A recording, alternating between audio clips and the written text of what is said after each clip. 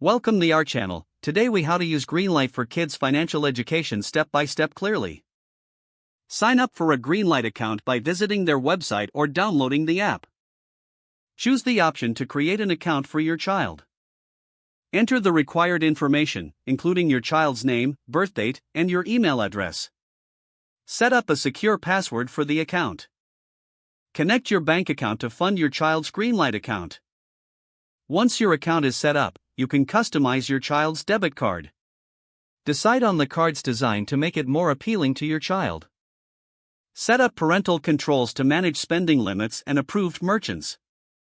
Create savings goals for your child by selecting specific amounts for different purposes. Encourage your child to set a budget for their weekly or monthly allowance. Introduce the concept of earning money through chores or extra tasks. Use the Greenlight app to track spending and monitor your child's financial habits. Discuss with your child the importance of saving and investing money. Show your child how to transfer funds between their savings and spending categories. Review their spending reports together, highlighting areas where they can improve. Engage in conversation about smart financial choices and how they relate to their goals. Encourage your child to reflect on their financial decisions regularly. Reinforce lessons learned by discussing real-life money management scenarios. Support your child in making informed decisions with their finances as they grow. If the page does not load, refresh the browser or try again in a private or incognito window. Make sure you are using the correct email address, then retype it carefully to avoid small typos.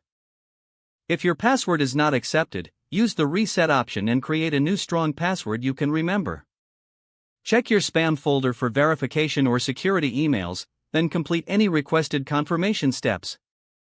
Enable two-factor authentication if available to improve account security and reduce unauthorized access risk.